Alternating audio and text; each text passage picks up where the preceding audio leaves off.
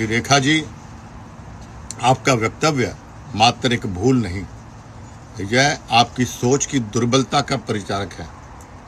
इतिहास गवाह है कि आपने केवल शब्द नहीं बोले, अपनी वैचारिक दरिद्रता और अपरपिकता का प्रदर्शन किया है। जिस नाम को मिटाने की आप कोशिश कर रही हैं, उस नाम ने प्रदेश की तकदीर और तस्वीर लिखी है। आप जैसी नौसिखिया राजनीतिज्ञों को शायद यह नहीं पता कि इतिहास पढ़ना आसान है, लेकिन इतिहास रचने के लिए खून पसीना एक करना पड़ता है। इसमें सही कहा गया है कि औकात से ज़्यादा अगर किसी को मिल जाए तो बहुत कम लोग उसे पचा जाते हैं। ये रेखा का भी यही हाल है। साइकिल चलाने की औकात नहीं थी, आपको हवाई जहाज पकड़ा दिया। कम से कम उस राज्यसभा के पद की गरिमा तो आप रख लेते हैं कि आपको राज्यसभा में थोप दिया गया। यही ऐसी नौसिखिया बात आज प्रदेश के अध्यक्ष ने करी। बड़े खुले शब्द में मैं उस पर निंदा करता हूँ, विरोध करता हूँ इस बात का। एक ऐसा व्यक्ति जिसे खुद की चलो कोई औकात नहीं, लेकिन आपको भूलना नहीं चाहिए, आज आपकी सरकार पर बनी तो कुलदीप बिश्नोई की वजह सरकार सत्ता पर आप पहुंचे थे। 3 बार सरकार आपकी बनी, 3 में से 2 बार सरकार बनाने में कुलदीप बिश्नोई का योगदान है। बीजेपी को जानता कौन था पहले? आपको मैंने मेरे गठबंधन की वजह से, मेरी वजह से आपकी सरकार बनी। कम से कम उसका तो आप ध्यान रख लेते।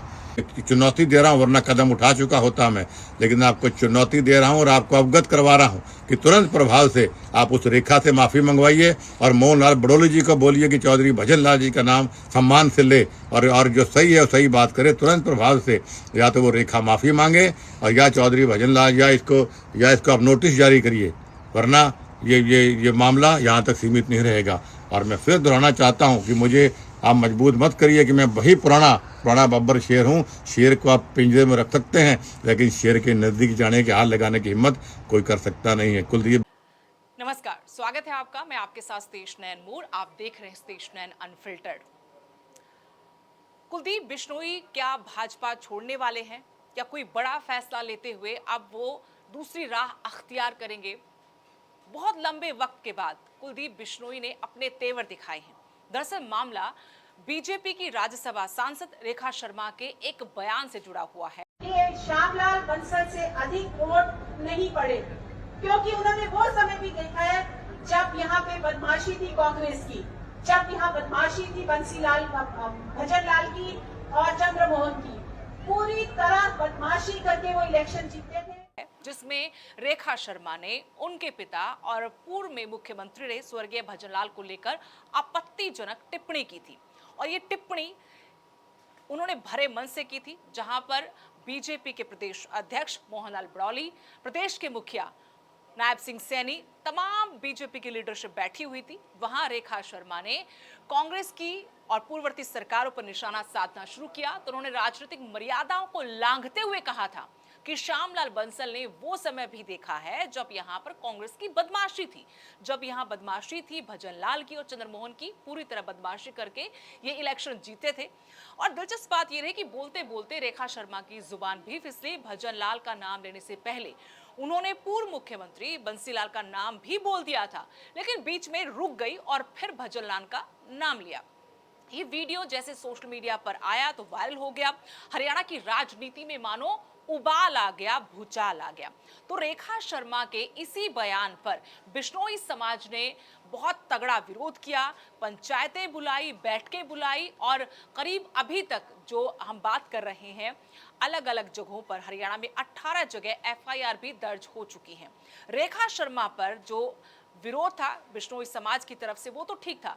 चंद्रमोहन बिश्नोई जो स्वर्गीय भजनलाल के बेटे हैं, पंचकुला से कांग्रेस के विधायक हैं वर्तमान में, उन्होंने भी लीगल नोटिस भेजा, उन्होंने आपत्ति दर्ज करवाई और साथ में कहा कि इस मामले को लेकर वो अगर माफी नहीं मांगती रेखा शर्मा तो आगे हम इसमें और बड़ा एक्शन लेंगे। लेकिन एक चुप्पी सबको परेशान कर रही थी, वो चुप्पी थी कुलदीप बिश्नोई की। पूर्व सांसद कुलदीप बिश्नोई, उनकी चुप्पी कहीं ना कहीं सबको चुप रही थी, लेकिन आखिरकार कुलदीप बिश्नोई की तरफ से इस मामले पर चुप्पी तोड़ी गई। उन्होंने बकायदा एक वीडियो करीब 6 मिनट का जारी किया है, रेखा शर्मा पर तीखा वार किया है। कुलदीप बिश्नोई ने कहा, आप जैसी नौसिखिया राजनीतिज्ञों को शायद ये नहीं पता कि इतिहास पढ़ना आसान है, लेकिन इतिहास रचने के लिए खून पसीना एक करना पड़ता है। कि आप जैसी नौसिखिया राजनीतिज्ञ को नहीं पता कि इतिहास पढ़ना आसान है, लेकिन इतिहास रचने के लिए खून पसीना एक करना पड़ता है। चौधरी भजनलाल जी एक व्यक्ति नहीं, एक संस्था थे, पर जब आप सवाल उठाती हैं तो आप सिर्फ एक बेटे को नहीं बल्कि हर गरीब और मजदूर को चुनौती देती हैं, जिसकी आवाज मेरे पिताजी थे। इतिहास में सही कहा गया कि अगर किसी को औकात से ज्यादा मिल जाए, जी हाँ, ये कहा में सही कहा गया है कि औकात से ज्यादा अगर किसी को मिल जाए तो बहुत कम लोग उसे पचा जाते हैं। ये रेखा का भी यही हाल है। साइकिल चलाने की औकात नहीं थी, आपको हवाई जहाज पकड़ा दिया, कम से कम उस राज्यसभा के पद की गरिमा तो आप रख लेते हैं कि आपको राज्यसभा में थोप दिया गया। कि अगर किसी को औकात से ज्यादा मिल जाए तो बहुत कम लोग उसे पचा पाते हैं। रेखा का भी यही हाल है, साइकिल चलाने की औकात नहीं है, हवाई जहाज पकड़ा दिया, कम से कम उस राज्यसभा के पद की गरिमा रख लेती जो उनको पार्टी ने दिया है। उन्होंने ये भी कहा कि जनता बेइज्जती कभी भूलती नहीं है। ऐसी नौसिखिया बात आज प्रदेश के अध्यक्ष मोहनलाल ब्रौली को लेकर वो बोल रहे हैं कि बड़े खुले शब्द में मैं निंदा करता हूं कि एक ऐसा व्यक्ति जिसकी खुद की कोई औकात नहीं है। आपको भूलना नहीं चाहिए कि आज आपकी सरकार बनी तो कुलदीप बिश्नोई की वजह से बनी है। यही ऐसी नौसिखिया बात आज प्रदेश के अध्यक्ष ने करी। बड़े खुले शब्द में मैं उस पर निंदा करता हूं, विरोध करता हूं इस बात का। एक ऐसा व्यक्ति जिसकी खुद की चलो कोई औकात नहीं, लेकिन आपको भूलना नहीं चाहिए आज आपकी सरकार पर बनी तो कुलदीप बिश्नोई की वजह सरकार सत्ता पर आप पहुंचे थे। 3 बार सरकार आपकी बनी, 3 में से 2 बार सरकार बनाने में कुलदीप बिश्नोई का योगदान है। बीजेपी को जानता कौन था पहले? आपको मैंने मेरे गठबंधन की वजह से, मेरी वजह से आपकी सरकार बनी, कम से कम उसका तो आप एहसान रख लेते हैं। वीडियो में बकायदा कुलदीप बिश्नोई दावा करे कि 3 बार प्रदेश में सरकार बनी बीजेपी की, लेकिन 3 में से 2 बार सरकार बनाने में कुलदीप बिश्नोई का योगदान है। बीजेपी का कोई जनाधार नहीं था, बीजेपी को जानता नहीं था, मेरी गठबंधन की वजह से, मेरी वजह से आपकी सरकार बनी, कम से कम उसका तो आप मान आदर रखते। इस बार हरियाणा में 7.5% व्यक्तिगत वोट बीजेपी को ट्रांसफर कराया। चौथी बार सरकार घमंड में नहीं बनेगी। आपके बड़े नेता और संघर्षशील लोगों को जनता के साथ लेकर चलना ही पड़ेगा। इस प्रकार अगर बड़े नेताओं की बेइज्जती करेंगे तो जनता भूलती नहीं है। तो लंबे अरसे बाद आप कह सकते हैं कुलदीप बिश्नोई सार्वजनिक तौर पर इस तरह से बयानबाजी कर रहे हैं।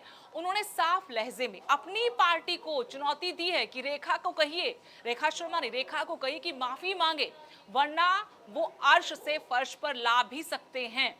और साफ तौर पर कहा कि उनकी वजह से 2 बार सरकार बनी है बीजेपी के प्रदेश में। साफ शब्दों में कहते नजर आए और अपने आप को उन्होंने बब्बर शेर कहा कि मैं बब्बर शेर हूं, मुझे ललकारा न जाए। और मैं फिर दोहराना चाहता हूं कि मुझे आप मजबूर मत करिए कि मैं वही पुराना बब्बर शेर हूं। शेर को आप पिंजरे में रख सकते हैं, लेकिन शेर के नजदीक जाने के हाथ लगाने की हिम्मत कोई कर सकता नहीं है। कुलदीप बिश्नोई आज भी वही बब्बर शेर है जो पुराने जमाने के अंदर था। जिस तरह के तेवर वो दिखा रहे हैं, तो क्या समझे कि क्या कुलदीप बिश्नोई आने वाले दिनों में कोई बड़ा फैसला कर सकते हैं और इस मामले की वजह से वो बड़ा फैसला होगा। क्योंकि इससे पहले हमने देखा कि केंद्रीय मंत्री जो है मनोहर लाल, उनकी तरफ से भी एक बयान दिया गया था भ्रष्टाचार को लेकर। नाम नहीं लिया था, लेकिन सब लोग समझ गए थे कि चौधरी भजनलाल के बारे में उन्होंने कहा है। बाद में कुलदीप बिश्नोई की नाराजगी भी सामने आई थी और उनकी बाद में मुलाकात भी मनोहर लाल जी के साथ हुई। लेकिन आपको ये भी बता दें कि कुलदीप बिश्नोई के सामने उस वक्त कई मजबूरियां थी, चुनाव था और फिर उनको अपने बेटे को भी सेट करना था, अपनी राजनीति भी देखनी थी। इसके अलावा फिर जब मामला आगे बढ़ा, उनकी चुप्पी, क्योंकि वो बहुत ज्यादा पॉलिटिकली अभी एक्टिव भी नहीं है, बेटा भी चुनाव हार गया विधानसभा का। लेकिन एक बात जरूर है कि राज्यसभा चुनाव में उनको लगा था कि पार्टी टिकट देगी, वो राज्यसभा जा सकते हैं। कई बड़े नेताओं के साथ उनकी मुलाकात की तस्वीरें भी आपने देखी होंगी, लेकिन जब वहां भर बात नहीं बनी और अब रेखा शर्मा ने जिस तरह से उनके परिवार, उनके पिता के बारे में शब्दों का इस्तेमाल किया है, तो जाहिर तौर पर यह बात चुभनी थी और राजनीतिक दृष्टि से भी हाशिए पर भजनलाल परिवार जा चुका है। तीनों लालों की राजनीति कहां है हम सब लोग जानते, चाहे बंसीलाल हो, भजनलाल हो या फिर देवीलाल हो। तो बीजेपी को लेकर अब बहुत बड़े स्तर पर गुस्सा फूटा है बिश्नोई समाज में और कुलदीप बिश्नोई ने चेताया अपनी पार्टी को, रेखा शर्मा को। अब देखना यह होगा कि इस पूरे प्रकरण में आगे क्या रहता है। कुलदीप बिश्नोई के पास खोने को अब बहुत ज्यादा कुछ बचा नहीं है, पार्टी में कोई ज्यादा कुछ है नहीं। कुलदीप बिश्नोई हो सकता है कि अपनी जमीन तलाशे 2029 के चुनाव से पहले, अपने इलाके में फिर से अपना जनाधार को बढ़ाए। लेकिन कुलदीप बिश्नोई का जनाधार पहले से काफी घटा है। उनके अपने बेटे भव्य बिश्नोई इस बार चुनाव हार गए थे और पार्टी में किसी और को टिकट दिया नहीं। राज्यसभा का टिकट भी कुलदीप बिश्नोई को नहीं मिला। ऐसे में काफी मुलाकातों के बाद भी निराशा ही उनको हाथ लगी। संजय भाटिया को राज्यसभा पार्टी की तरफ से भेजा गया। अब देखना यही है कि क्या कुलदीप बिश्नोई यहाँ से फिर से कांग्रेस में जाएंगे, अपना कोई दूसरा रास्ता अख्तियार करेंगे। इतना जरूर है कि इस बार भज्जनलाल परिवार को सीधे सीधे टारगेट किया गया है। चाहे वो रेखा शर्मा हो, पार्टी पल्ला झाड़ रही हो कि उनका निजी बयान है, लेकिन वो पार्टी की तरफ से ही भेजेगी। राज्यसभा सांसद हैं, चुनी हुई भी नहीं। कुलदीप बिश्नोई ने कहा कि आज भी वो पुराना बब्बर शेर हैं। शेर को सिर्फ पिंजरे में रख सकते हैं, लेकिन शेर के नजदीक जाने और हाथ लगाने की कोई हिम्मत नहीं कर सकता। अब कुलदीप बिश्नोई ये सिर्फ लफाजी बातें कर रहे हैं, चिता रहे हैं, बयानबाजी कर रहे हैं। उनके ऊपर दबाव था समाज का कि आप बोलिए, इससे ज्यादा क्या बेइज्जती आप सहन करेंगे पार्टी में रहते हुए, ऐसा क्या आपको पार्टी ने दिया है। तो सबसे बड़ी बात यह कि इस वक्त प्रदेश की राजनीति में बयानबाजी ज्यादा हो रही, कामकाज की बातें कम हो रही, विकास की बातें कम हो रही हैं। तो एक उदाहरण ये भी है रेखा शर्मा का, लेकिन अब पलटवार किया है।